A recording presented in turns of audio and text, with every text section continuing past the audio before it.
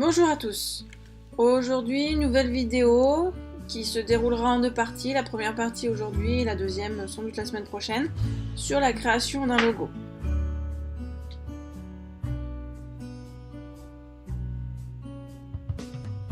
Première étape, travail sous SketchUp pour déterminer la forme, le visuel du logo pour le rendu plus ou moins final. Donc ce logo sera en partie en bois et en impression 3D avec une partie en LED. Donc une fois tout ça fait, on passe sur l'impression 3D avec une imprimante 3D qui est une Dagoma D200, Discovery 200 pour être plus précise. Ici, vous voyez que j'ai lancé le programme d'impression pour l'impression de la première lettre qui est le N. Lettres qui seront donc creuses pour différentes raisons, la principale étant qu'il n'y aura aucune nécessité que ce soit plein, puisqu'il n'y aura aucune pression ni contrainte sur la pièce.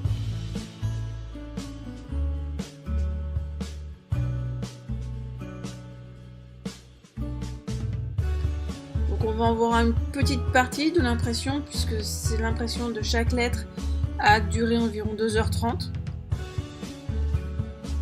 pour un rendu final d'environ 9 cm de long sur 5 cm de haut.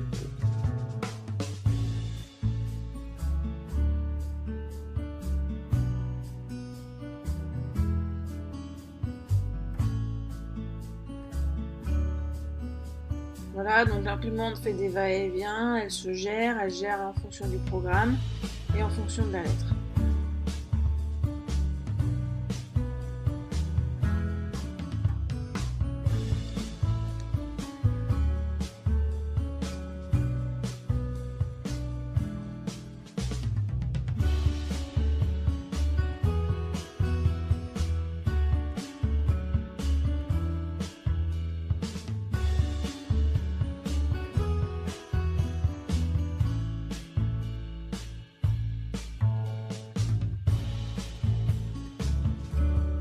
Je ne vous montrerai pas l'impression des autres lettres, par contre on va passer à l'atelier. Oui, j'ai un petit peu triché sur la partie du plateau puisque je l'avais préparé en amont. Donc plateau assemblé à l'aide de la lamelleuse et des lamellos. Donc là je démoule le steak, non je plaisante, je démoule, j'enlève les serre-joints pour voir le résultat de la mise sous presse de l'assemblage. Quelques petites retouches à faire au rabot, très minimes.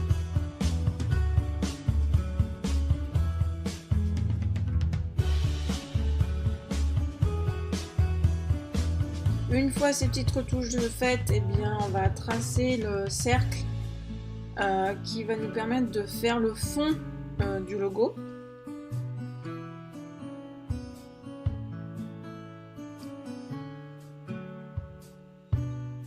Ici, je reporte le cerclage du fond sur un gabarit qui va me servir par la suite, vous verrez.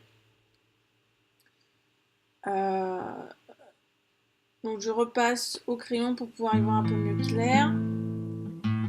Je sors l'outil de torture qui est la Makita, donc mon affleureuse. Et là, un petit moment de solitude. Première fois que je fais un cercle à la fleureuse. Donc ouais, j'ai un peu patauché, mais j'ai réussi.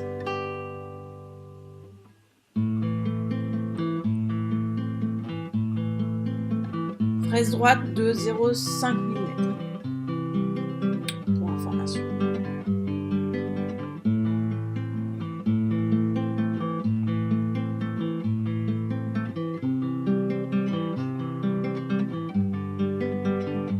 Et ouais, je patauge, j'avais prévenu. Je tente de fixer, je tente de remettre. Je me dis ça va être mieux si je surélève, mais en fait non. Enfin, le tout est d'y être arrivé et d'avoir fait un cercle correct.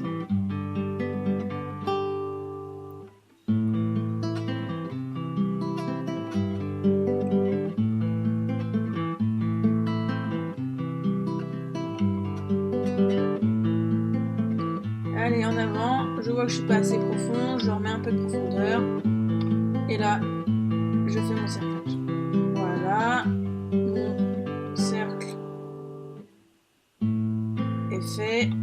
Je n'ai plus besoin de la fleureuse, donc je range.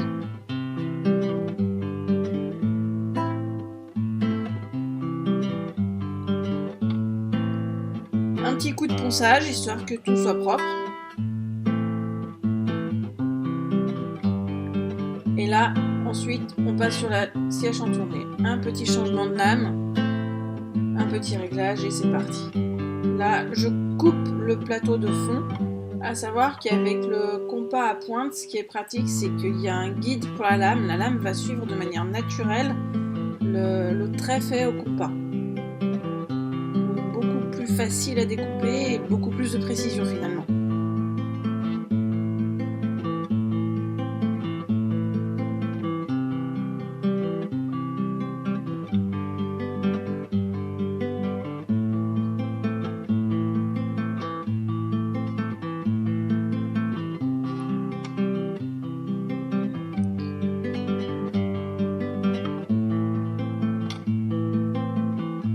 Je définis un cerclage intérieur pour pouvoir découper là aussi un gabarit. Vous allez comprendre pourquoi par la suite.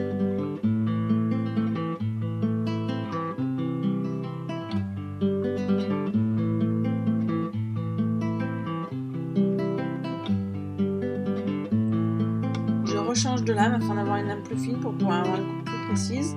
Là, je découpe mon trait intérieur. Toujours pareil, j'ai passé au compas à pointe mon cercle, donc la lame est plus facilement guidée, ce qui permet une découpe plus rapide. Un petit ponçage pour enlever toutes les bavures, etc.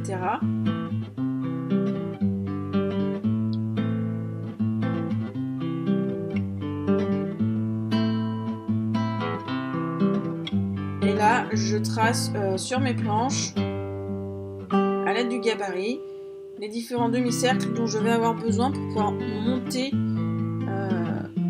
le logo en hauteur.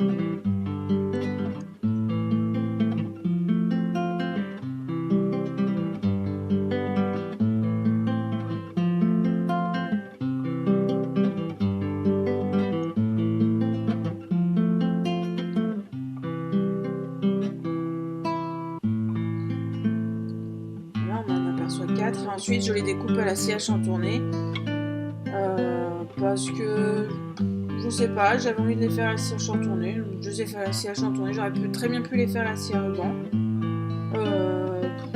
Oui, non, j'ai choisi la scie à chantourner.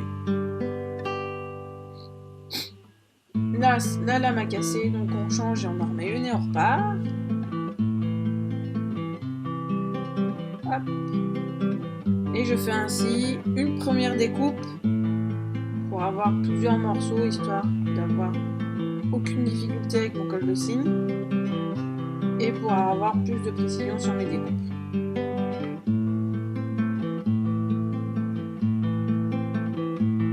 Donc je vais faire comme cela pour tous les morceaux, 8 au total. Je les ponce tous de manière individuelle par la suite pour les bavurer au maximum avec le cylindre ponceur. Ici, je vais continuer dans le ponçage en ponçant correctement le plateau du fond.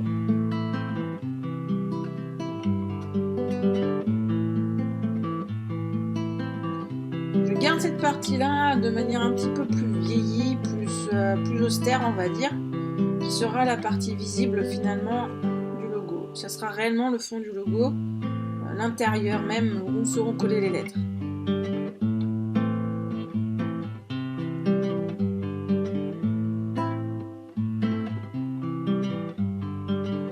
J'essaye d'enlever le maximum de colle, mais vous verrez d'ici 2-3 minutes que malheureusement il en restait et j'aurais dû mieux ébavurer la colle au moment du collage.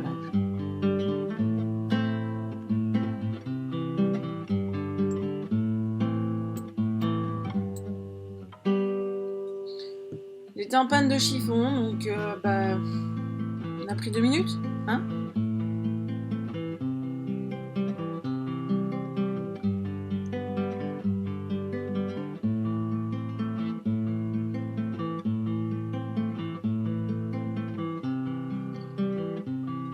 Colle noire, peinture noire. Et on passe le chiffon pour pouvoir faire apparaître le veinage du bois. Et là, on voit les traces de colle. Donc je sors le ciseau à bois, je gratte au maximum la colle et je repasse un petit peu de peinture.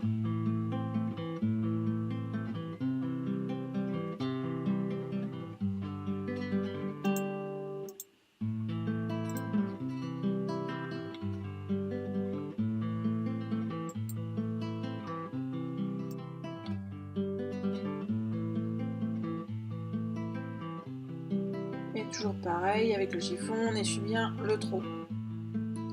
Voilà le résultat pour le plateau du fond, plateau qui sera visible, donc après une deuxième couche. Et le fond arrière. On essaye et on ponce au maximum à la main tous ces demi-cercles pour pouvoir voir l'assemblage, ce que ça donnera. Mais vous verrez ça dans une prochaine vidéo. Merci de votre attention et merci d'avoir visualisé cette vidéo. J'espère que ça vous aura plu. À la prochaine!